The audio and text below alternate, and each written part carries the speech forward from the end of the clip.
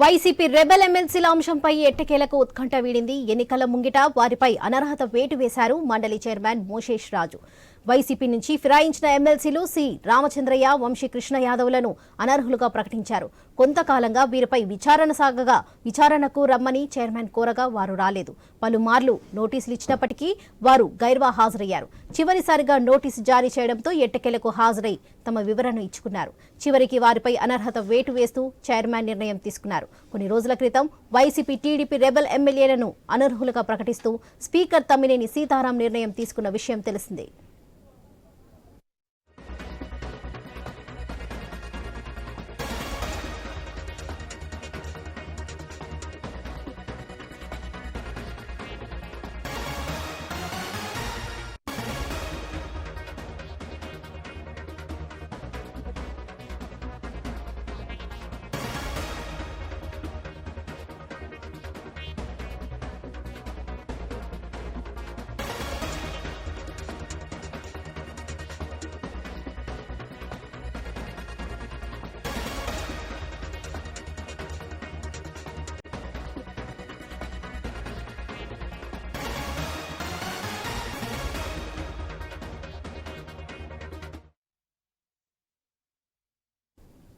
YCP rebel ఎమ్మెల్సీల అంశంపై ఎట్టకేలకు ఉత్కంఠ వీడింది. ఎన్నికల ముంగిట వారిపై అనర్హత వేటు వేశారు మండలి చైర్మన్ మోషేష్ రాజు.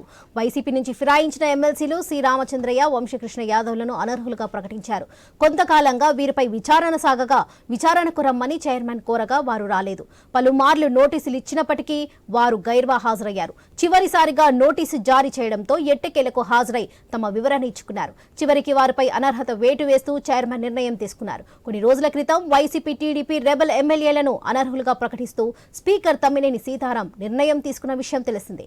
ఇక వైసీపీ రెబెల్ ఎమ్మెల్సీలకు సంబంధించి మరిన్ని అప్డేట్స్ మా ప్రతినిధి హరీష్ అందిస్తారు. హరీష్, చెప్పండి. లక్ష్మి, ఈరోజు సంచలనంగా అటు ఎమ్మెల్యేల పైన ఏదైతే అనర్హత వేటు జరిగిందో, నలుగురు టీడీపీ, నలుగురు వైసీపీ ఎమ్మెల్యేలకు సంబంధించినటువంటి వేటు జరిగినటువంటి వ్యవహారం రాజకీయంగా చర్చనీయాంశంగా మారింది. ఇప్పుడు ఎమ్మెల్సీలుగా ఉన్నటువంటి ఇరువురు నేతల పైన కూడా అనర్హత వేటు వేస్తూ శాసన మండలి స్పీకర్ మోషరాజు సంచలన నిర్ణయం తీసుకున్నారు. ఈ వ్యవహారం ప్రస్తుతం రాజకీయంగా కూడా చర్చనీయాంశంగా మారినటువంటి పరిస్థితి కనిపిస్తుంది. వంశీ కృష్ణ యాదవ్ తో పాటు రామచంద్రయ్య పై కూడా వేటు వేశారు.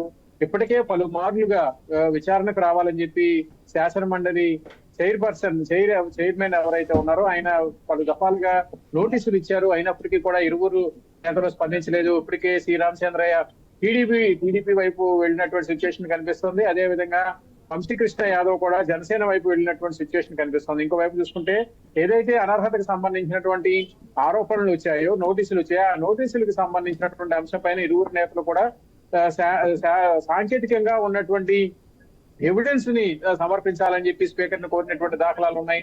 కొన్ని సందర్భాల్లో వ్యక్తిగతమైనటువంటి కారణాల వల్ల హాజరు కాలేకపోతున్నాం అన్నటువంటి ఒక అభిప్రాయం కూడా వ్యక్తం చేశారు.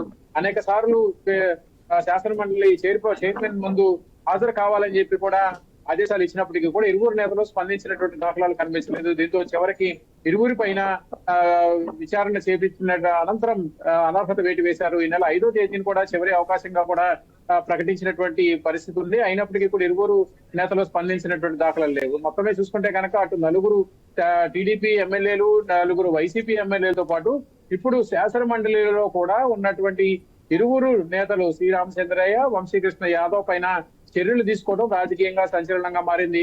ఇప్పటికే సి రామచంద్రయ్య న్యాయస్థానాన్ని కూడా ఆశ్రయించారు. తనకు ఇచ్చినటువంటి అనర్హత నోటీసులు ఏవైతే ఉన్నాయో అవి చెల్లవు అని చెప్పి నోటీసులు పైన న్యాయస్థానాన్ని కూడా ఆశ్రయించినటువంటి దాఖలాలు ఉన్నాయి. అయినప్పటికీ కూడా స్పీకర్ శాసన మండలికి సంబంధించినటువంటి చైర్పర్సన్ ఎవరైతే ఉన్నారో, చైర్మన్, ఆయన తీసుకున్నటువంటి నిర్ణయం ఒక రకంగా సంచలనంగా మారినటువంటి సిచ్యువేషన్ మనకు కనిపిస్తుంది. Varalakshmi. Right Harish, thank you.